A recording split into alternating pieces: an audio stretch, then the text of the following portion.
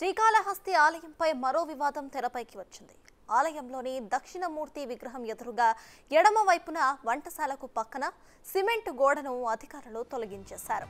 ఆ ప్రాంతంలో ఆశీర్వాద మండపం ఏర్పాటు చేయాలని గత 8 నెలల క్రితం పాలక మండలి తీర్మానించారు. అయితే ఆర్కియాలజీకి సమాచారం ఇవ్వకుండా పాలక మండలి సొంతంగా తొలగించారని టీడీపీ శ్రీకాళహస్తి ఇన్ఛార్జ్ బొజ్జల ఆరోపించారు. ఆ ప్రాంతంలో గుప్త నిధుల కోసమే తవ్వకాలు జరుగుతున్నాయన్న అనుమానాలు వ్యక్తం చేశారు.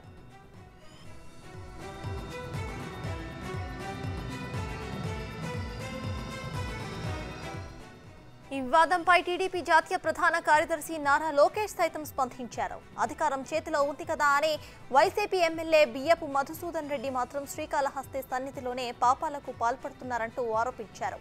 వేల ఏళ్ల నాటి చారిత్రక కట్టడాలను కూల్చేయిస్తున్నారని, పురావస్తు దేవాదాయ శాఖ నిబంధనలు పట్టించుకోకుండా వీఐపీల ఆశీర్వాదాల కోసం శ్రీకాళహస్తి ఆలయంలో తవ్వకాలు చేపట్టడాన్ని తీవ్రంగా ఖండిస్తున్నామని అన్నారు.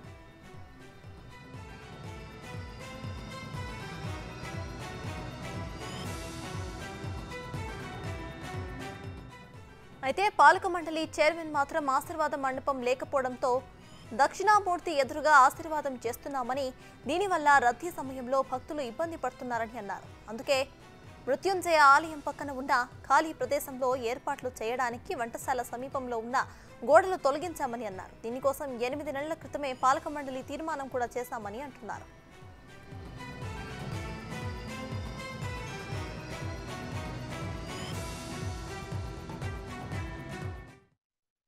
కావచ్చు, వరల్డ్ వైడ్ కావచ్చు, ఎక్కడన్నా ఎవరికైనా బాగాలేకుంటే చనిపోయిన పరిస్థితులు ఉంటే ఇక్కడికి వచ్చి మరి స్వామివారిని దర్శించుకొని వాళ్ళ పేరు మీద అభిషేకం చేసుకుంటే వాళ్ళు బతుకుతారనే ఒక నమ్మకం ఉంది. అలాంటి స్వామివారి పక్కన ఇక్కడ చూసేది ఇప్పుడు పరదలు కట్టేసినాయి, ఎవరు కనిపించకుండా పరదలు కట్టేది అందరూ. స్వామివారి పక్కన పాత లక్షణ ప్రకారము ఇదంతా కూడా పాత స్తంభాలు ఇవన్నీ కూడా పాత ఇవన్నీ ఉన్నాయి. నేను ఒకటే అడుగుతున్నా, ఇది స్వామి మట్టి కాదా? అంటే ఇదంతా స్వామి ఉన్న ప్రతి దగ్గర స్వామి ఉన్నాడు కదా, ఏ తలం పెట్టుకుంటావు కుటుంబం, ఏ తప్పే ఉంది? నేను హిందూనండి, ఏ లెక్కన మీరు ఇరగొట్టని అడుగుతున్నాను నేను. ఇక్కడ ఈరోజు ఈ గోడ 1000 సంవత్సరాల గోడ ఏ ఎండోమెంట్స్ డిపార్ట్మెంట్ వాళ్ళతో కొట్టారు, ఎవరిని అడిగి కొట్టాడు, ఎవడు పర్మిషన్ ఇచ్చినాడు?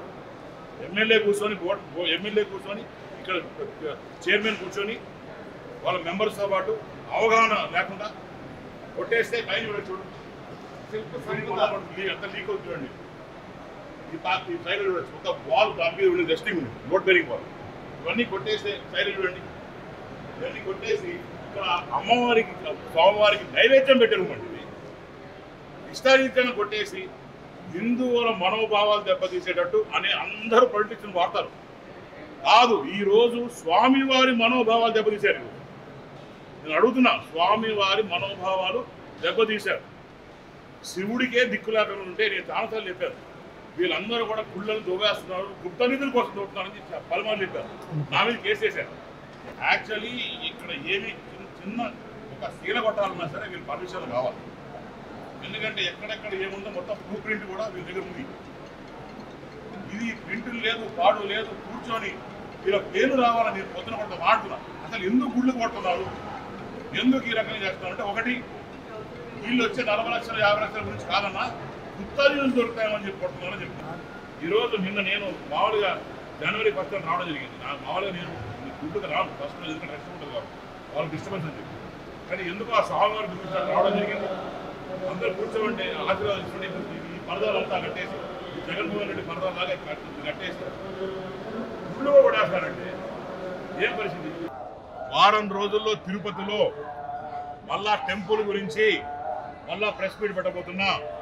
వీళ్ళు చేసే అరాచకాలు మొత్తం ఏమైతే ఎవరికి సత్కోపాలు పెడుతున్నాడో, టికెట్ స్కామ్లు, ఇక్కడ ఉన్న లడ్డు స్కామ్ కావచ్చు, ప్రసాద స్కామ్ కావచ్చు, నెక్స్ట్ ఇక్కడ పనిచేసే అన్నదానం స్కామ్ కావచ్చు, గోశాల స్కామ్ కావచ్చు, అలానే రోడ్ల స్కామ్ కావచ్చు, వీళ్ళు ఉండే లోపల ఏవైతే డబ్బులు ఉన్నాయో వీళ్ళది ఉండే అవన్నీ స్కామ్లు కావచ్చు, ఇవన్నీ చెప్పి 3 నెలలు అయింది జీతాలు ఇచ్చి.